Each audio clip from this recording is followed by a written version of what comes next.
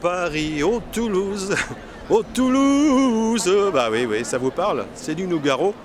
Et Nougaro, bah, c'est la ville de Toulouse, où bien entendu une grande réunion interrégionale, grand sud-ouest, où sont réunis donc les 40 adhérents des régions Aquitaine, Limousin, Auvergne, Languedoc-Roussillon et Midi-Pyrénées, des 17 et 18 avril dernier. Et il y avait aussi 10 partenaires qui avaient quand même répondu présents. Donc je vous propose un reportage à Toulouse.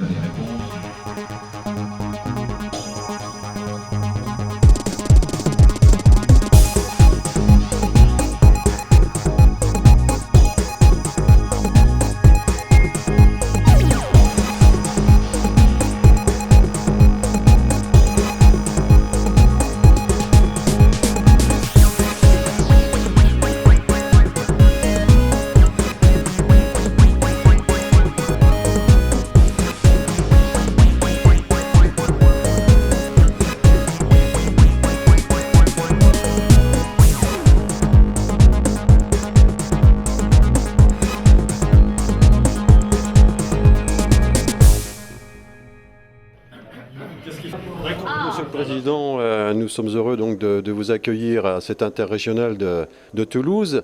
Pour le maître d'œuvre du Cinamob, que peut-il attendre donc de votre organisme? La première chose, c'est une reconnaissance professionnelle parmi ses pairs, puisqu'il aura une certification, si toutefois il la mérite bien évidemment, d'ingénieur professionnel. Donc non seulement il est qualifié sur le plan professionnel, mais il a un niveau d'ingénieur. Donc vis-à-vis de ses pairs, c'est forcément un plus. Vis-à-vis de l'extérieur, j'en parle même pas. Hein, ça parle de soi. C'est une reconnaissance qui est valable non seulement sur le plan national, mais également sur le plan international, puisque c'est une norme ISO. Et combien de temps pour mettre en place justement cette reconnaissance? Alors là, tout dépend du candidat. Si le candidat est quelqu'un de bien structuré, bien organisé, qui a tout rangé au fur et à mesure, il n'y aura pas de problème parce qu'on va devoir retracer sa carrière. Ses diplômes déjà. Quelquefois, il y a des gens qui nous demandent des mois et des mois pour retrouver tous les diplômes parce que l'école, c'est loin, c'est passé, on n'en avait plus besoin. Donc, si on a affaire à quelqu'un de structuré, d'organisé, ça peut être assez rapide. Après, s'il a un niveau de formation suffisant, c'est-à-dire qu'on estime des niveaux supérieurs au Bac+2, eh bien, il aura simplement une définition de fonction à faire, une description de poste et regrouper des attestations s'il est indépendant de clients. 2 attestations suffisent.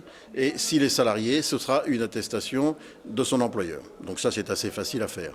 En revanche, s'il a un nombre de points suffisant au départ de par sa formation scolaire universitaire, il aura un dossier technique supplémentaire à faire et qui lui prendra beaucoup plus de temps, car il y a tout l'exposé qui pourra prouver justement que ce qu'il fait est d'un niveau ingénieur.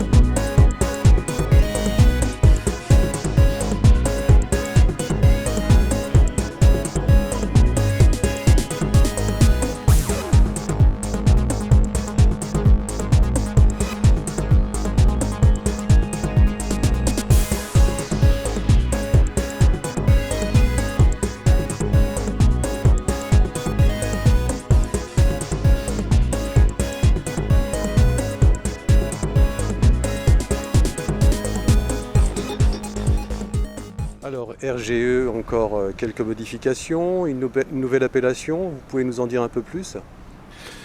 Ce n'est pas une nouvelle appellation. Le RGE entreprise existe depuis un certain temps et il y a RGE BENR qui concerne la maîtrise d'œuvre c'est-à-dire les bureaux d'études, les architectes et la profession du CINAMOM, qui effectivement va nécessiter une montée en compétences et une certification.